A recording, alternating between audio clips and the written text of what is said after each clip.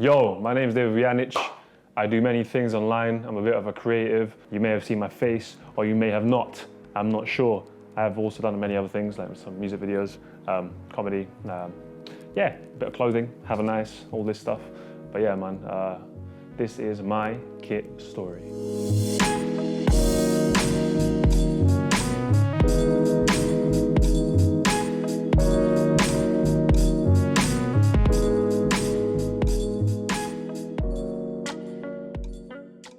Football was just something I fell in love with, and then the football kits. Didn't really have a lot of money when I was younger, and access to kits, it was just like, you didn't know where to get them. If I could get a kit, I'd normally get like one.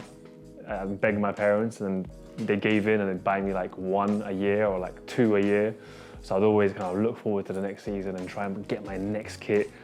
I remember the 1998 World Cup. It was the year that I came to the UK. So we came from like the ex-Yugoslavia. Just like, and I can't remember much, but I just remember football was on TV and I fell in love with it. I don't know why or how, but one of the main reasons was Ronaldo. There was a girl that I fancied, I remember in school, and she was Brazilian. So there might have been another reason, but I just ended up rooting for Brazil. Yugoslavia were in the tournament as well, so I was kind of in love with both countries. England played as well, so there was just so much going on, and that was my first kind of real introduction to football was the 1998 World Cup.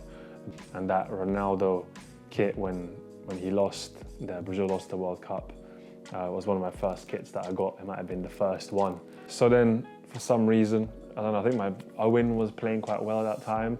I kind of fell in love with Michael Owen. He was one of my idols growing up, so I naturally became like a Liverpool supporter. I remember JJB. It was a store that doesn't even exist anymore.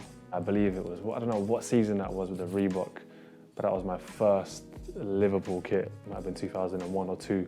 Yeah, I was just mad happy that I had this kit. Got Owen printed on the back. That was always exciting when you see them print the name on, and I got a free flag. So after my Michael Owen love affair, I moved on to Gerrard, but I got the wrong number on the back because the season before I got this kit, he was 17, and I rushed to get it the day it came out. I got it, but with number 17. He ended up being number 8.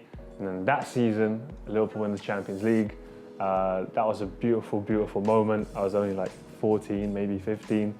So yeah, do not buy kits with old squad numbers. Wait for the new squad numbers to come out because you'll end up looking like a fool. But either way, it's the kit that Liverpool won the Champions League in. Definitely one of the best football games ever, ever, ever. I don't think there ever will be a better game than that. So yeah, a random one in there, but it's the Jamaica 1998 World Cup kit. Boom! One of the main areas that I went to school in was in Northwest London, in Willesden, quite close to Harlesden, and that had a huge Jamaican community. I just remember seeing it on TV and I was like, that kit is so sick. It had a crazy design, it had kappa, but I couldn't find it. You could never like see it in stores. So randomly, I was with my mum one day on the high road, on Willesden High Road. I didn't even think that shop exists anymore. And then there was that kit, like only one left. And I was like, Mum, please, you know, can you just buy me this kit? Like, I love it, it's Jamaica. It's like, yo, 1998 World Cup, it's real. And I ended up getting it, so I was very happy. It's one of my favorite kits, definitely. All right, this doesn't make sense, but it makes sense.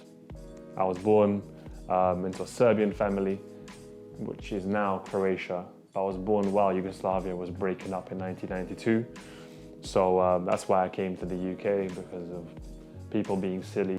But yeah, Yugoslavia, 2000, Euro 2000 kit.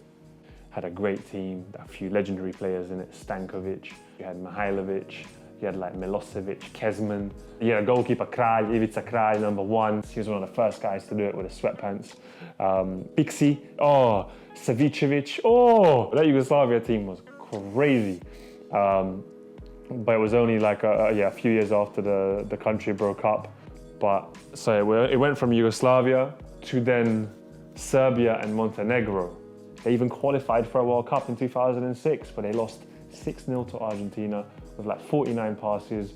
That sucked. Yeah, that Lotto kit, very, very nice. I had to get that. It was for the World Cup. You know, once you qualify, you like have to rep.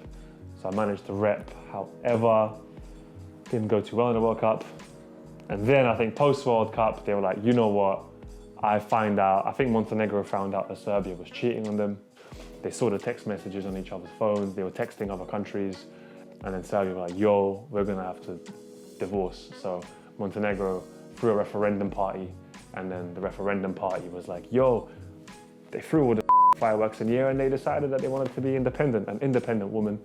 So boom, Montenegro became independent, as did Serbia, And then we lead on to the last kit, Serbia World Cup 2018 in Russia.